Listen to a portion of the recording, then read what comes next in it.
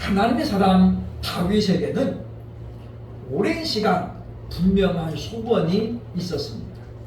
하나는 바로 이 당시 유다 지파 아비나답의 집에 있던 언약궤를 다윗의 왕궁으로 모셔오는 거였거든요. 왜냐하면 같은 유다 지파인 다윗이 볼 때에 이 아비나답의 집에 언약궤가 그냥 거의 방치되다시피 그렇게 있었어요. 원래 언약궤는 성막 안에 지성소에 보관이 돼야 되거든요. 그런데 블레셋과의 전투에서 뺏겼다가 돌아온 다음에는 어쩐 일인지 성막 안으로 모시지를 못하고 아비나답의 집에 임시로 보관되어 있었는데 그 기간이 자그마치 23년입니다. 그러니까 오랜 시간 동안에 성막은 핵심이 언약궤인데 언약궤가 없는 껍데기만 있었다 그 말이에요. 그래서 다윗은 자신의 왕권이 이제 안정이 되자마자 언약궤를 모셔오게 됩니다. 그러나 아무리 목적이 좋아도 방법이 틀리면 하나님은 그 영광을 안 받으시는 거죠. 그래서 이 소가 끌고 있는 달구지에 싣고 오던 언약궤는 소가 갑자기 날뛰면서 실패로 돌아갑니다. 그리고 이제 3개월 후에 다윗은 언약궤를 어떻게 이동을 해야 되는지를 제사장을 통해서 배우게 되고 그리고 언약궤를 마침내 모셔오게 됩니다. 그리고 나서 그것을 너무 기뻐서 정말 덩실덩실 춤을 추며 하나님을 찬양했던 것이 역대상 16장에 나옵니다. 그래서 역대상 16장 28절로 29절에 보면 이렇게 말합니다. 여러 나라의 종족들아 영광과 권능을 여호와께 돌릴지어다. 여호와께 돌릴지어다. 여호와의 이름에 합당한 영광을 그에게 돌릴지어다. 재물을 들고 그 앞에 나아갈지어다. 아름답고 거룩한 것으로 여호와께 경배할지어다 라고 말하면서 자신의 기쁨을 온 백성들과 함께 나누면서 하나님께 영광을 돌리자고 그렇게 지금 독려하는 장면이 역대상 16장에 기록되어 있었는데 오늘 본문 시편 29편 1절로 2절은 바로 다윗이 언약궤를 모셔오던 날에 하나님께 찬양했던 그 찬양을 그대로 지금 다시 한번 기록한 그런 내용이라고 볼 수가 있습니다. 여러분은 여러분의 소원이 이루어졌을 때 과연 어떻게 합니까? 다윗은 자신의 소원이 이루어졌을 때에 하나님께 찬양으로 하나님께 영광을 돌렸던 것을 오늘 성경 우리에게 보여주면서 자신들만 아니라 온 백성들도 그 영광에 동참할 것을 요청했던 것을 보게 되어진다고 하는 것입니다. 지금도 하나님은 하나님의 백성인 우리들이 하나님께 영광을 돌리며 하나님의 이름을 높여주시기를 원하시죠. 그렇다면 우리가 돌려야 될 영광은 과연 어떤 것일까요? 하나님 우리에게 어떤 영광을 받으시기를 원하는지 이 시간 우리가 말씀을 통해서 한번 생각해보고 우리도 다윗처럼 정말 우리의 소원이 이루어질 때마다 하나님께 영광을 돌리는 그런 우리들이 되어야 할 것입니다. 아멘. 첫째로 우리가 돌려야 될 영광은 어떤 것이냐면 본문 1절로 2절에 말씀합니다. 그 이름에 합당한 영광을 돌려야 된다라고 하는 것입니다. 본문 2절이 말합니다. 그의 이름에 합당한 영광을 돌리며 그랬죠. 그러면 하나님의 이름 하면 여러분은 무엇이 생각납니까? 하나님의 이름은 여러 가지가 있습니다. 크게 세 가지가 있죠. 그죠? 여호와, 그 다음에 엘, 그 다음에 아도나이. 그러니까 여호와, 그 다음에 뭐가 붙어요. 그죠? 여호와 이레, 여호와 샬롬, 여호와 니시 이름이 다 붙습니다. 그러나 가장 기본적인 이름은 하나님의 이름은 여호와예요.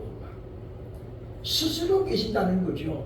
그런데 하나님의 이름 하면 무엇이 떠오르냐면 하나님의 이름은 거룩하다는 거예요. 우리도 이름이 있고 여러분도 이름이 있습니다만은 이 이름들과 하나님의 이름은 근본적으로 다른데, 그것은 뭐냐면 하나님의 이름은 거룩하다라는 거예요.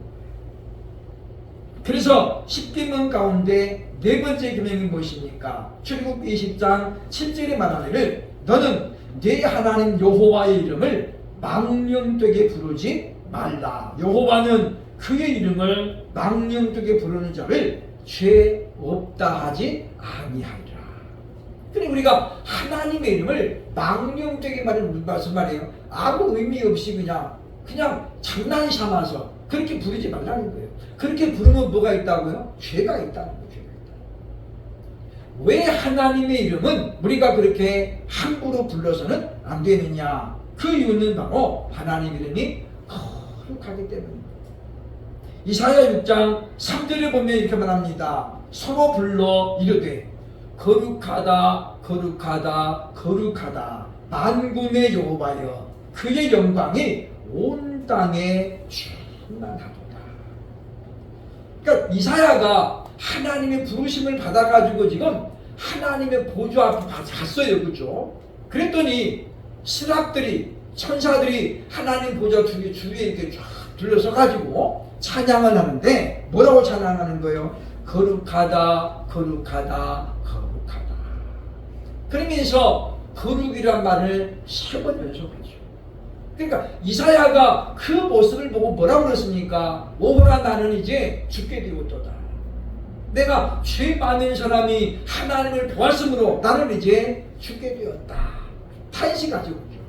그때 스랍이 숯불 하나를 가져가지고 이사야 입을 지져주잖아요. 그죠? 하나님 말씀합니다. 이제 네 죄가 사하여졌도다. 그러니까 거룩하신 하나님 앞에는 우리가 죄 있는 모양으로는 갈 수 없다라는 것을 선지자 이사야가 우리에게 보여줍니다.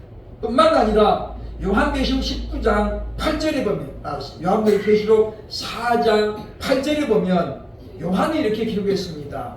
네 생물은 각각 6날개를 가졌고 그 안과 주위에는 눈들이 가더라. 그들이 밤낮 쉬지 않고 이르기를 거룩하다 거룩하다 거룩하다 주 하나님 곧 전능하신 이여 전에도 계셨고 이전도 계시고 장차 오실 자라 하더라. 그러니까 선지자 이사야가 본 모습을 그 다음에 사도 요한이 언제 보게 됩니까? 기간으로 따지면 보면 1300년이 지나가지고 요한이 보는 거예요. 요한이 보죠. 그러니까 오랜 세월이 흘렀지만은 그런 뜻이며 하나님은 똑같이 찬양 중에 거하시더라 그 말이죠. 그래서 요한이 그걸 보고 성경에 기록을 했어요. 그죠? 하나님은 어떤 분이시냐? 거룩하고 거룩하고 거룩하십니다. 왜냐? 성경에 말하죠. 그죠? 전능하신 하나님이시다.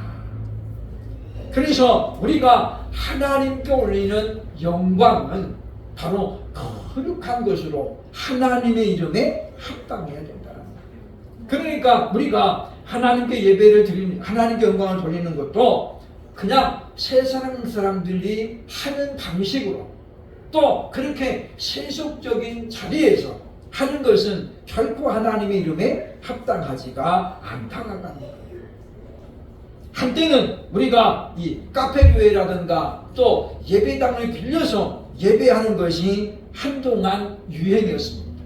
요즘은 이제 그런 것들이 많이 없어졌어요. 그죠? 그래서 강남에도 뭐 호텔 나이트클럽을 빌려가지고 주일 예배를 드리는 그런 예배당이 있었고 또 큰 식당을 빌려가지고 주일 오전에만 그곳에서 예배하는 일도 있었고 카페교회도 물론 카페교회 지금도 있습니다만 그런데 문제는 무엇이냐면 그 바로 몇 시간까지 거기서 술 먹고 춤추고 막 난리를 부렸던 그곳에서 예배를 드리면 하나님 과연 그것을 거룩한 예배라고 인정하시겠나 그 말이에요. 그러니까 결국은 그런 교회는 이슈를 끌기 위해는 충분했습니다만은 그러나 지금은 그 예배당이 없어졌어요. 왜냐? 많은 사람들이 그거는 왜 가는 거예요? 그 보면 예배 들으러 가는 사람이 없습니다. 그러니 관심을 끄는 데는 성공했을지 몰라도 그곳에서 드리는 예배에 생동감이 있겠습니까? 성령의 임재함이 있겠습니까? 물론 지역적인 형편에 따라서 예배당을 전혀 도저히 구할 수 없어서, 그래서 그랬다면 혹여라도 하나님께서 정상 참작을 하시겠지만, 어떤 사람들의 이목을 끌고 언론에 노출되고 그래서 좀 관심을 좀 가져보자, 그런 의도에서 되어지는 일들은 말 그대로 하나님의 이름에 합당한 영광이 아니라고 합니다. 그리고 우리가 아무 데서나 어떤 방식으로든지 예배만 드리면 되냐? 절대 그렇지 않습니다. 왜 교회가 막대한 임대료를 지출해가면서 뭐 일주일 동안 매일 쓰는 게 아님에도 불구하고 교회를 따로 있습니까? 그것은 이곳이 바로 하나님 앞에 예배를 드리는 거룩한 공간이기 때문입니다.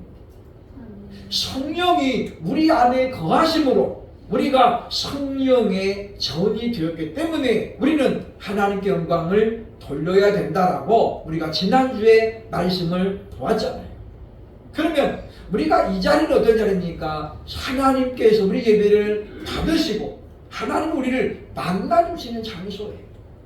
그러니 이 공간이 예배만 끝나면 다시 술집되고 이런 걸 어떻게 하나님께서 용납하시겠느냐 그 말이에요. 그래서 우리가 하나님께 드리는 영광은 그의 이름에 합당해야 됩니다. 여러분 물질에 눈이 달려있나요? 물질에 어떤 귀중함이 있나요? 없어요. 그죠? 근데 성경에 보면 분명히 하나님이 거절하시는 예물이 있어요. 어떤 거였습니까? 창기가 번 돈은 하나님께 드리지 마라. 이게 뭐예요? 지금 창기가 뭐예요? 유흥업소죠. 그죠? 그들이 번 돈은 하나님의 전에 드리지 말라는 거예요. 하나님이 안 받으신다는 거죠. 물론 그 돈이 더러운 돈 아니죠. 그죠? 꼬불 쳐져 있고 묻은 돈 아니잖아요. 그죠? 그럼에도 불구하고 어떻게 하나님이 그렇게 해서 번 돈은 하나님 전에 올리지 말라는 거예요. 왜요? 거룩한 물질이 아니기 때문이라는 것이에요. 그러므로 우리가 이 거룩하다라는 말은 하기오스라고 하는 말인데, 하기오스 이 말은 구별된 그런 뜻이에요. 구별된. 그러니까 달라야 된다는 말이죠. 그렇죠? 그래서 우리가 영광을 돌리는 그 영광, 우리가 드리는 찬양은 세속적인 것과는 분명히 달라야 된다는 거예요. 그냥 인사치레로 하나님께 영광을 돌립니다, 이런 것이 아니라 정말로 우리 마음에서 우러나오는 이 고백을 안 하고는 견딜 수가 없을 때에 하나님께 영광을 돌리는 것이어야 된다고 하는 것입니다. 둘째로 우리는 어떤 영광을 하나님께 올려야 되는가? 본문 2절에 보면 예배로 영광을 돌려야 된다고 하는 거예요. 그런데 이 예배는 어떤 예배입니까? 본문에도 말씀합니다. 거룩한 옷을 입고 여호와께 예배할지어다. 거룩한 옷을 입으래 하나님께서. 이 옷은 어떤 옷입니까? 그러면 거룩하다라는 뜻이 구별되다 그랬습니까? 하나님 말씀하는 뭐예요? 구별된 옷을 입고 하나님께 예배를 드려라 그 말이죠. 그렇죠? 그러면 어떤 옷이 구별된 옷이에요? 우리가 주일날만 입는 옷을 따로 만들라 그런 말은 아닙니다. 결국 이 말은 무슨 말씀? 우리가 항상 주일마다 예배를 드릴지라도 새로운 마음가짐, 새로운 몸가짐을 가지고 하나님께 예배를 드리라고 하는 거예요. 예배의 시작은 여러분 언제 시작합니까? 여러분이 집에서 단장을 하면서부터 예배는 시작되는 거예요. 오늘 내가 교회에 뭘 입고 갈까? 어떤 모양으로 갈까? 그때부터가 사실은 뭐예요? 예배의 시작입니다. 우리가 묵도하겠습니다 땡 쳐서 그때가 예배가 아닙니다. 사실 우리가 집에서부터 이렇게 단장을 할 때 오로지 목적이 뭐예요? 지금 하나님께 예배를 드리는 것이 목적이잖아요. 그게 바로 무엇입니까? 거룩한 옷을 입고 예배를 드리라는 그와 같은 말씀이라고 볼 수 있습니다. 지금은 율법 시대가 아니고 은혜 시대입니다. 그러나 이 율법 시대와 은혜 시대의 예배의 본질은 똑같다고 하는 거예요. 어떤 사람들이 예배에 우리가 좀 몸가짐을 단정하게 합시다.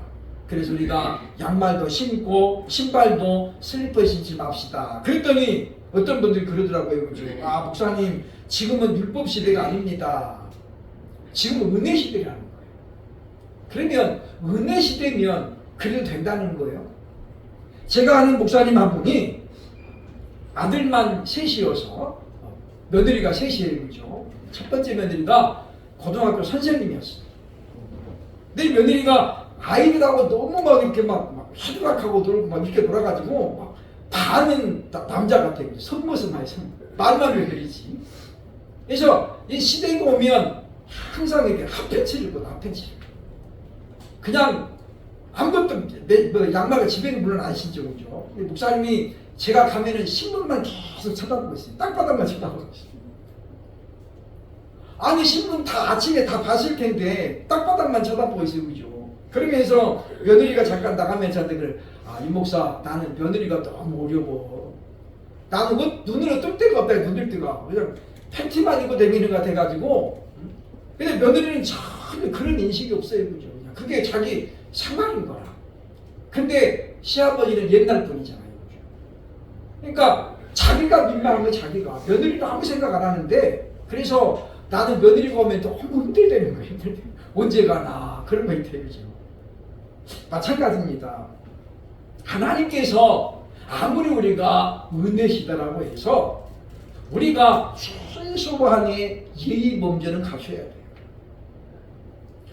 우리 대통령이 참 한 가지 다행스러운 건 뭐냐면, 역대 대통령과 다른 게 뭐냐, 역대 대통령들은 예배에 참석하면은 중간에 갔어요. 그죠? 지금 대통령은 안 가시더라고요.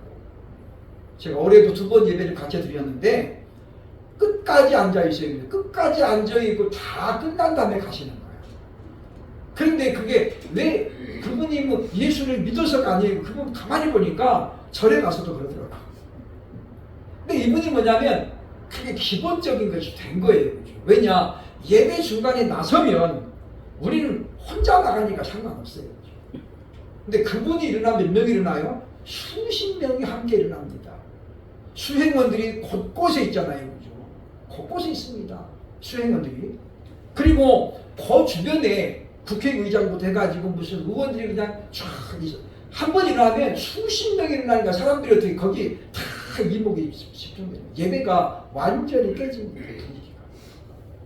그런데 어떤 이분은 그래서 뭐 정치를 잘하고 보다 그거 이야기하는 게 아니라 이분은 그거 하나는 됐더라고요. 예배가 다 끝난 다음에 그 다음에 자기 순서가 되면 인사 이야기를 하고 그리고 나가는 거예요. 예전 사람들은 설교하기 전에 먼저 인사하고 그리고 설교하면 갔어요. 그죠? 예배가 완전히 망가지는 건데. 어쨌든 우리가 예배는 바로 거룩한 옷을 입고 예배를 드려야 된다라는 것입니다. 그래서 이 거룩한 옷은 새 옷, 비싼 옷을 말하는 게 결코 아니에요. 그죠? 우리가 어떤 마음으로 준비를 하느냐. 지금 하나님 앞에 내가 모습을 보입니다. 그런 마음가짐으로 우리가 준비하라는 거예요. 거룩한 옷은 어떤 것으로 말합니까? 계시록 19장 8절에 보면 말합니다. 그에게 빛나고 깨끗한 세마포 옷을 입도록 허락하셨으니 이 세마포 옷은 성도들의 옳은 행실이다. 그러니까 하나님께서 요구하는 거룩한 옷은 어떤 옷이에요? 거룩한 행실이에요. 행실. 즉 하나님 앞에 서기에 합당한 행실. 그리고 우리가 예배에 앞서서 항상 우리가 먼저 해야 되는 게 뭐예요? 회개죠. 회개. 하나님 일주일 살아가면서 하나님이 펴신 의의 옷이 더럽혀졌거든. 그리스도 예수의 보혈로 깨끗하게 하옵소서. 우리가 회개하고 정말 우리가 더러운 모습으로는 갈 수 없어요. 그죠? 스룹바벨과 여호수아가 하나님 보좌 앞에 서 있어요. 그죠? 그런데 이들이 어떤 옷을 입고 있으면 옷이 막 더러워졌잖아요. 마치 불에서 그을린 것처럼. 그때 사단이 하나님께 참소하잖아요. 그죠? 하나님이여, 이 스룹바벨과 여호수아를 보세요. 이들이 그냥 이 더러워진 옷을 입고 하나님 앞에 오면 안 되는 그런 옷을 입고 지금 왔나이다. 그러면 사단이 고자질하잖아요. 하나님께 막 일러요. 그죠? 근데 하나님께서 뭐라고 합니까? 이들에게 옷을 갈아입혀라. 그리고 뭐예요? 그에게 가락지를 입어주라는 거예요. 왜냐? 이 스룹바벨과 여호수아가 이 땅에 살면서 얼마나 힘들게 살아왔는지를 하나님이 보셨거든요. 예배당을 지으면서 수많은 사람들의 방해를 받으면서 그들을 이기기 위해서 낮에는 칼을 들고 한 손에는 연장을 들고 그렇게 해서 성전을 지었잖아요. 그러니 그들의 옷이 더러워진 것은 죄 때문이 아니었어요. 그래서 하나님께서 그들의 옷을 갈아입히라고 하잖아요. 마찬가지입니다. 우리 역시 하나님 앞에 우리가 거룩한 행실을 통해서 참으로 하나님 앞에 살만한 그런 모습으로 영광을 돌릴 수 있는 저와 여러분 될 수 있기를 주의 이름으로 축원합니다. 아멘. 세 번째, 성령과 진리 안에서 예배를 드려야 됩니다. 요한복음 4장 23절 24절 제가 여러 번 말씀을 드렸습니다마는 아버지께 참되게 예배하는 자들은 영과 진리로 예배할 때가 오나니 곧 이때라. 아버지께서는 자기에게 이렇게 예배하는 자들을 찾으시느니라.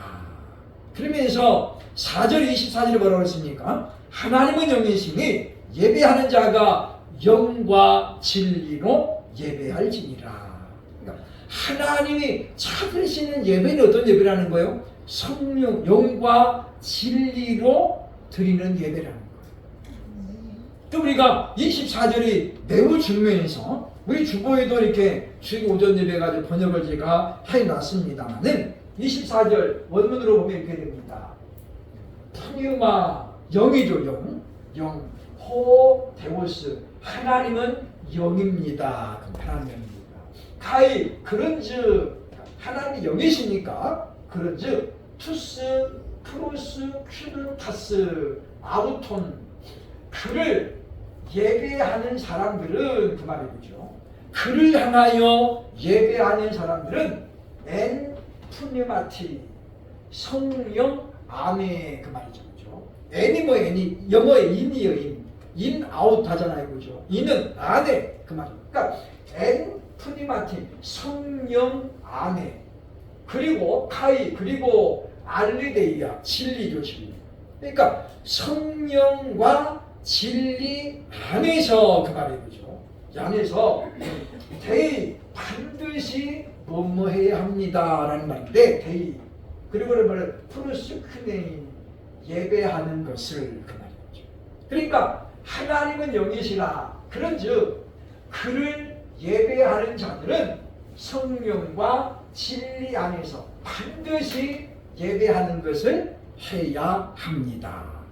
근데 우리말 성경에는 뭐가 빠졌다고요? 반드시란 말이 없어요. 그죠? 데이라는 단어가 번역이 안 됐어요. 그죠? 그런데 데이라는 단어는 엄청난 중요성을 갖고 있어요. 하나님께서 반드시 그 말은 무슨 말이에요? 필수적이라는 필수적이라. 빼먹으면 안 된다는 거예요.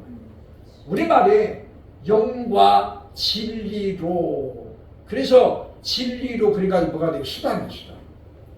그런데 성경은 뭐라고 그랬습니까? 보면 진리로 가리죠. 그죠? 그러니까 성령과 진리 안에서야 안에서. 본질이에요, 본질. 그러니까 우리가 드리는 예배가 하나님께 상달되려면 조건이 뭐예요? 그게 바로 성령과 진리 안에서 드릴 때에 하나님이 상달하신다. 하나님은 그렇게 예배하는 자들을 지금도 어떻게 해요? 찾으신다는 거예요. 우리가 아무리 많은 예물을 드려도 우리가 성령을 떠나서는 진리를 떠나서 우리가 드리는 예배는 하나님 앞에 상달되지 않습니다. 제가 이 말씀을 준비하면서 다시 생각이 났습니다만은 신월동 우리 신월중앙교회라고 부주회 목사님이라는 분 계셨는데 이분이 헌금 시간에 이렇게 하잖아요. 그죠? 11조 기만무게 이렇게 하잖아요. 한 장로님이 헌금을 제일 많이 하는 분이 계셨는데 그분 그 헌금 봉투만 보면은 어느 날부터 토하려고 왜 그러는 거예요? 도대체 왜 이러나? 그래서 매주마다 이분이 11주를 하는 거예요. 주일마다. 근데 몇 주 됐는데 그날은 도저히 못 참겠는 거예요. 이게 그래서 장로님들이 맨 앞에 앉잖아요. 이렇게 쭉 앉잖아요. 그죠? 이분이 헌금봉투를 그냥 바로 그걸 던졌어요. 갖고 가! 이게 목사님이 지금 제정신이 아니죠. 그죠? 쫓겨나려고 작심을 하잖아요. 그러니 예배가 어떻게 됐겠어요? 장로님이 물론 이분이 거리가 우리 가깝죠. 저도 교회 몇 번 가봤습니다만은 좀 떨어져 있으니까 헌금봉투 던져도 이분한테 겨냥해도 잘 안 가죠. 이게 종이비행기도 아닌데 엉뚱하게 갔겠죠. 그죠? 그래서 남들은 몰랐지만은 다른 사람들은 다 기만무게 했는데 자기 이름만 안 부르니까 자기 건 아는 거예요. 왜 몰랐겠어요? 그래서 그날 이분이 보따리 싸가지고 자기 구역 식구들 다 데리고 교회를 옮겼습니다. 왜요? 아니 목사님이 나가라는데 그 버티고 있으면 그것도 은혜가 아니잖아요. 그러니까 이분이 그냥 순종의 제사가 낫다고 그랬으니까 그래서 알았어요. 다 옮겨갔어요. 그래서 이제 그 동네 작은 개척교회 이분이 갔습니다. 갔더니 막 이분이 여러 명이 왔으니까 얼마나 반갑겠어요. 그러니까 이분이 가가지고 이제 거기 등록하고 이제 2달쯤 지났는데 예배를 드리는데 갑자기 그 생각이 나는 거예요. 그때 목사님이 왜 내 헌금봉투를 나한테 던졌을까? 자기도 느끼잖아요. 그죠? 자기 봉투 볼 때마다 목사님 막 왜 하는 게 느껴지는 거예요. 임신했나? 그럴 수가 없죠. 우리 할아버지인데. 그래서 이분이 그 생각이 갑자기 예배드리는데 생각이 나는 거예요. 근데 왜 우리 목사님은 전혀 그런 것 없이 그냥 막 두 손 들어 축복하고 그럴까? 예배 시간에 보니 거기에 딱 사로잡힌 거예요. 뭔가 있구나. 그래서 이분이 전 담임 목사님을 찾아갑니다. 목사님 왜 그러십니까? 근데 이분이 사업을 했는데 우리 동네에서 사업이 너무 잘 되는 거예요. 근데 목사님이 간다고 해도 오지 말라는 거예요. 목사님 기도 많이 해주시고. 왜냐하면 당시 가라오케가 대단히 유행했는데 이분이 우리 동네에다 큰 가라오케를 차린 거예요. 가라오케 그게 아니고 여러분 그게 뭔지 모르시죠? 그죠? 다 술집이에요. 술집 한다고. 아가씨들을 막 고용해가지고 자기는 술을 안 먹고 장로니까 자기는 술을 안 먹는데 근데 문제는 뭐예요? 한국 술집은 술을 팔아야 먹고 살잖아요. 얼마나 장사가 잘 됐는지 돈이 막 그야말로 막 다 발로. 근데 하나님께서 뭐예요? 그 물질을 안 기뻐하시는 거예요. 누구를 통해서요? 이 목사를 통해서. 그러니까 이 원로 목사님은 이제 오래 계셨기 때문에 알잖아요. 그러니까 우리가 보면 하나님께서는 우리가 그냥 아무렇게나 예배해도 받으시느냐 그렇지 않습니다. 우리는 반드시 성령과 진리 안에. 그럼 우리가 진리가 뭐냐? 요한복음 14장 6절에 내가 곧 길이요 진리요 생명이라. 예수님 그랬잖아요. 그리고 요한복음 17장 17절에 그들을 진리로 거룩하게 하옵소서. 아버지의 말씀은 진리입니다.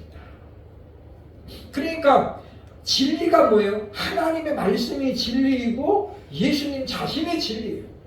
그래서 예수님 말씀하죠. 말씀이 육신이 되어 우리 가운데 거하시네. 은혜와 진리가 그에게 충만하더라. 결국 우리는 성령 안에서 그 다음에 뭐예요? 진리이신 예수 그리스도 안에서 우리가 예배하려고 애를 써야 된다는 거예요. 몸은 와 있는데 마음은 딴 데 가 있으면 그건 성령과 진리 안에 있는 게 아니잖아요. 하나님께서 요구하시는 예배는 사실 하나님이 뭔가 아쉬워서 그런 게 아닙니다. 어떤 사모님이 그런 말씀 하시더라고요. 그죠? 전도하되 절대 아쉬워하는 마음으로 하지 마. 전도전화를 줘도 막 그렇게 쫓아가면서 하나만 받아주세요 이러지 말라는 거예요. 당당하라는 거죠. 안 받아가면 자기 손인데. 그래서 저는 그 말을 듣고 제가 정말 뜨끔했어요. 이게 전달하는 게 목적이 아닌데. 그래서 저는 그 다음부터 제가 어떻습니까? 줘가지고 안 받으면 그냥 제가 아주 자신 있게 돌아섭니다. 쫓아가면서 막 받아가서 이러잖아요. 안 받으면 자기 손해지. 예수 안 믿으면 자기가 멸망받지 제가 멸망받는 게 아니잖아요. 왜냐? 복음이 어느 날부터인가 싸구려가 됐다는 거예요. 사형문의가 들어가가지고 그냥 한 번만 따라하면 구원받는 것처럼. 그게 아닙니다. 우리가 군대 가서 세례받는 거는 그거는 가짜가 훨씬 많습니다. 왜냐? 대대장들이 실적 올리려고 그랬던 적도 많이 있었지만 사람들이 그 한 번 해가지고 그냥 즐겁고 뭐 많이 막 선물 주니까 그래서 군인들이 그냥 어떤 대중심에 끌려가지고 그냥 나도 받지 뭐 그리고 나서 땡. 그래서 군대에서 세례받고 나서 남아서 예수 믿는 사람들이 많이 없습니다. 그러면 우리가 너무 복음을 싸구려 복음 만들어가지고 그냥 세례만 받으면 마치 구원받는 것처럼 그건 아니거든요. 우리는 예배를 드리기 앞서서 항상 우리가 성령 충만함을 구하고 진리의 신 예수께서 내 안에 오셔서 이 시간 정말 하나님 아버지 앞에 예배를 드리는 합당한 마음을 달라고 기도해야 되겠다라고 하는 것입니다. 그렇게 우리가 예배할 때에 하나님은 그 예배를 받으신다는 거죠. 그리고 하나님은 그렇게 예배하는 자들에게 복을 주실 것을 약속하고 있다라고 하는 것입니다. 그러므로 우리가 어떤 영광을 하나님께 올려야 될 것인가. 오늘 말씀처럼 우리가 참으로 그의 이름에 합당한 영광. 하나님은 다른 어떤 종교의 신보다 더 우월하신 분이고 사실은 어떤 분이에요? 유일하신 분. 요한복음 17장 3절에 영생은 곧 유일하신 참 하나님과 그의 보내신 자 예수 그리스도를 아는 것이니라 그랬잖아요. 유일하신 하나님, 유일하신 하나님은 두 분이 아니에요. 그죠? 세 분이 아니고 한 분이에요. 한 분. 하나님은 한 분이십니다. 그러니까 우리가 어떤 경우에도 다른 종교의 신과 하나님을 나란히 보는 건 나란히 두는 것은 절대 그것은 있을 수가 없는 거예요. 그래 우리가 다른 종교를 아예 무시하라는 것은 아닙니다만은 그러나 성경은 분명히 말합니다. 하나님은 유일하신 분입니다. 우리는 그것을 믿는 사람들이잖아요. 우리 하나님은 여러 신들 중에 한 신이 아니에요. 그분은 유일하신 하나님으로 천지 만물을 창조하신 거예요. 어떤 신이 내가 세상을 만들었다 그렇게 말하는 신이 누가 있나요? 여호와 하나님뿐입니다. 하나님만이 내가 세상을 만들었다 너도 내가 만들었다 라고 말씀하는 거예요. 그래서 우리는 하나님이 지으신 작품이라는 거죠. 그래서 우리는 존귀한 자라고 볼 수 있습니다. 제가 화장지 만들면서 뭐라고 글귀를 넣을까 여러 가지 생각을 했는데 정말 이렇게 막 한눈에 탁 띄어서 그런 건 없어요. 보니까 다른 데다 하도 많이 써놓아가지고 제가 이제 창세기 1장을 보면서 정말 우리가 하나님의 작품인데 세상에 오직 하나인 당신은 그래서 가장 소중한 사람입니다. 우리가 그걸 보면 사람들이 한 번 정도 생각해보고 묵상해보면 그게 얼마나 마음에 와닿는 말일까 생각을 했는데 우리가 하나님 앞에 소중한 존재라는 것은 하나님이 우리를 형상대로 만들었기 때문에 그냥 무작위로 만든 게 아니에요. 그래서 우리가 소중한 존재라는 걸 늘 기억하고 우리가 참으로 하나님께 영광을 돌리는 그런 삶을 살아갈 수 있는 저와 여러분이 될 수 있기를 주의 이름으로 축원합니다. 아멘. 기도하겠습니다.